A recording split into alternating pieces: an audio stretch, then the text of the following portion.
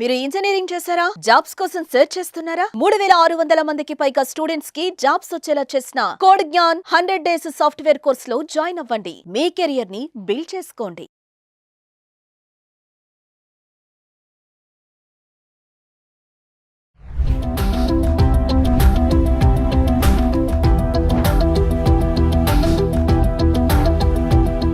నమస్తే, welcome back to Suman TV. ప్రస్తుతం మనతో పాటు ఉన్నారు consumers affairs committee chairman Mandari Krishnareddy గారు. నమస్తే సార్. నమస్తే అమ్మా. సార్, అమెరికాలో లాస్ ఏంజల్స్ లో స్పర్మ్ రేస్ ఏంటి అసలు? చప్పట్లు కొడతారంట, దానివల్ల ఒక అవేర్నెస్ క్రియేట్ చేస్తారంట. ఎందుకు ఏప్రిల్ 25వ తారీఖున ఇది నిర్వహించబోతున్నారు లాస్ ఏంజల్స్ లో? అసలు ఏంటి స్పర్మ్ రేస్ అంటే ఏంటి?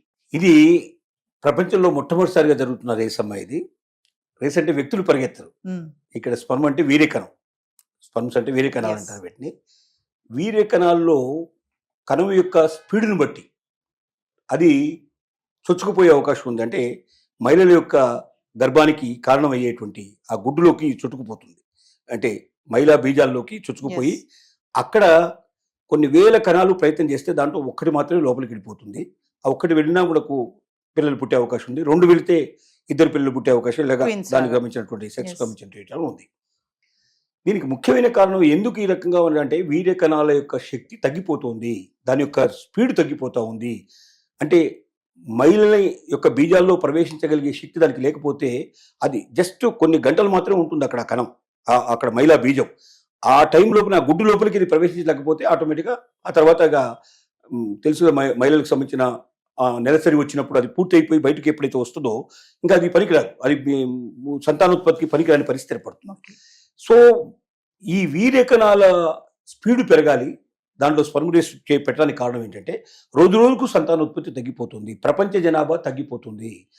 ప్రపంచంలో ఇప్పుడు మొత్తం ముసలి వాళ్ళు ఎక్కువ ఉంటున్నారు, వయసు వాళ్ళు లేరు. ఎప్పుడైతే యూత్ తగ్గిపోతుందో ఆ దేశం బలహీనపడుతుంది. అంటే అబ్బాయిల కంటే అమ్మాయిలు ఎక్కువైపోతున్నారు. అబ్బాయిలు అమ్మాయిల సమస్య కాదు ఇక్కడ, అసలు మొత్తమే అబ్బాయిలు కానీ అమ్మాయిలు కానీ ఎవరిని కూడా సంతానోత్పత్తి చేయడానికి శక్తి తగ్గిపోతుంది పురుషుల్లో. సంతానోత్పత్తి పురుషుల్లో తగ్గిపోవడం వల్ల రోజు రోజుకి సంతానం తగ్గిపోతుంది, అంటే జనాభా తగ్గిపోతుంది. ఇప్పుడు అంచనాల ప్రకారం ఏంటంటే ఇప్పుడున్న జనాభా ఇంకొక 25 ఏళ్ల తర్వాత 30 ఏళ్ల తర్వాత కనీసం 10% నుంచి 15% తగ్గిపోయే అవకాశాలు కనబడుతున్నాయి. తర్వాత వయసులో ఉండేటువంటి వాళ్ళ సంఖ్య కన్నా ముసలి వాళ్ళ సంఖ్య 50-60 క్రాస్ చేసిన వాళ్ళ సంఖ్య కొన్ని దేశాల్లో ఆల్రెడీ 50% క్రాస్ అయిపోయింది.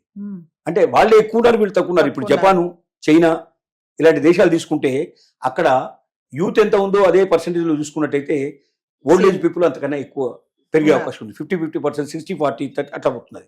అంటే పని చేయలేని వాళ్ళు, సమాజ ఉత్పత్తికి పనికిరాని వాళ్ళు ఎక్కువ మంది తయారవుతారు. ఎప్పుడైతే ఉత్పత్తి తగ్గిపోతుందో, అంటే ఇప్పుడు పనిచేసే వాళ్ళు ఉంటే కనుక ఉత్పత్తి పెరిగేది, ఉత్పత్తి ఎప్పుడైతే తగ్గిపోతుందో దేశం యొక్క ఆర్థిక పరిస్థితులు తగ్గిపోతాయి, జీవన ప్రమాణాలు పడిపోతాయి. చివరికి బతకడమే చాలా కష్టమైన పరిస్థితి ఏర్పడుతుంది. పనికిరాని దేశం కింద తయారవుతుంది. ఎందుకంటే సైన్యంలో అంతా కూడా యూతే కావాలంటారు. సైన్యంలో ఎక్కువగా వృద్ధుల్ని పని చేయలేరు. 50 ఏళ్ళు, అసలు 35-40 ఏళ్ళకే రిటైర్మెంట్ వస్తుంది సైన్యం లోపల.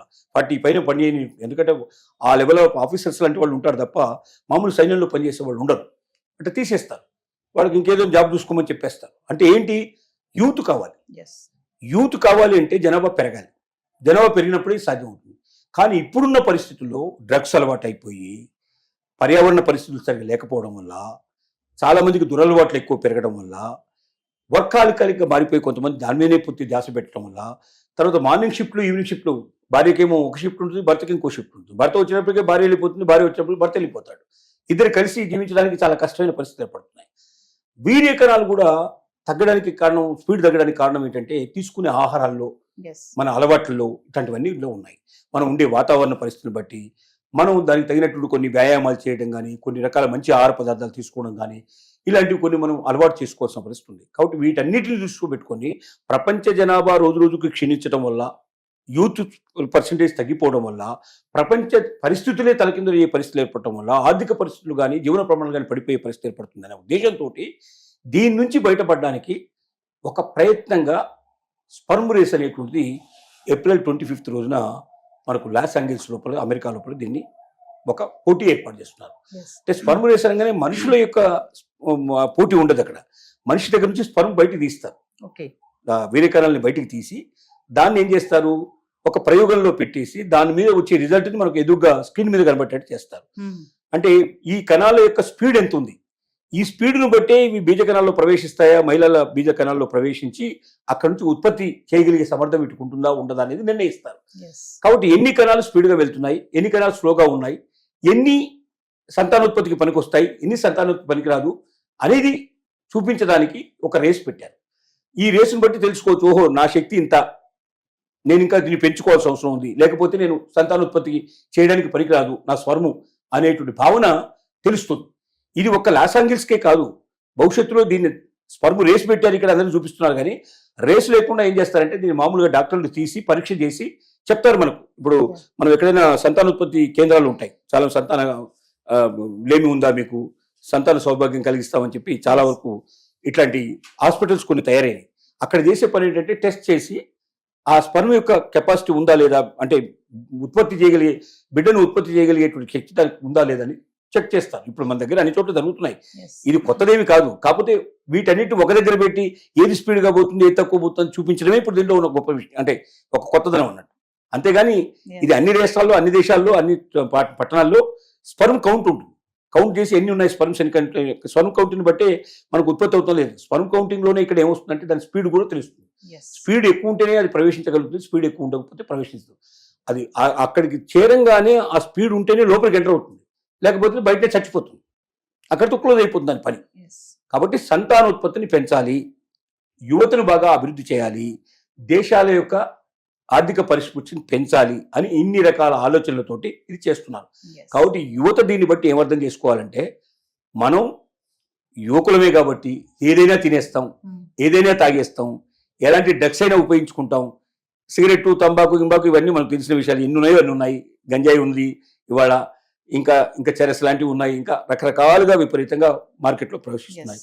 ఏది పడితే తిని, ఏది పడితే తాగితే నాకు సంతానం అని రాదు, నా యొక్క స్పర్ము ఆ స్పీడ్లో పోదు, నేను సంతానం చేయడానికి, సంతానం ఉత్పత్తి చేయడానికి పనికిరాని వాడిని అయిపోతాను, అంటే నా కుటుంబాన్ని భవిష్యత్తులో పెంచుదల ఉండదు, నాతోటి నా కుటుంబం అంతం అయిపోతుంది.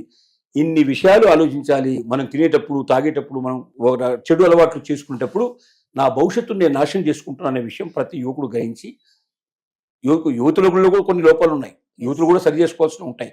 కాబట్టి యువకులు నేర్చుకోవాల్సింది ఏంటంటే, ఇక్కడితోటే కాదు, నా భవిష్యత్తు, నా కుటుంబం, ఈ కుటుంబానికి మళ్ళీ నేను రిప్లికా ఇవ్వడం. నేను నా పిల్లల్ని నేను ఇస్తే ఆ పిల్లలు ఈ దేశానికి పనికొస్తారు. ఆ పిల్లల ద్వారా నేను చేసేటువంటి ఒక మనిషి జీవితంలో ఉండేది ఏమిటి, ఇదే కదా. మామూలుగా మనం బతకడం, తర్వాత మన కుటుంబాన్ని పెంచడం, ఆ కుటుంబానికి కూడా ఒక రేపు ఆధారం ఉండేటట్టుగా, అది కూడా భవిష్యత్తులో బతికేటట్టు చేయడం వల్ల మన జీవితం సాఫల్యం అవుతుంది. సంతానోత్పత్తి లేకుండా ఉండేటువంటి జీవితం ఎంతోమంది ఉండొచ్చు, నేను కాదని చెప్పను. కానీ వాళ్ళు అంత సంతృప్తిగా, పిల్లలు కలిగి వాళ్ళు ఉన్నంత సంతృప్తిగా ఉండలేని పరిస్థితి ఏర్పడదు. కాబట్టి మన బాధ్యత ఏమిటంటే, మనం ఈ దేశానికి మళ్ళీ మన రిప్లికాని మనం ఇవ్వడం, వాళ్ళ ద్వారా ఈ దేశ అభివృద్ధి కోసం మనం తోడ్పడటం అనేది జరగాలి అని చెప్పడానికి ఇన్ని రకాల ఆలోచనలతో ఈ స్పర్మ్ కౌంటింగ్ అనేది, రేస్ అనేది పెడుతున్నారు. Thank you.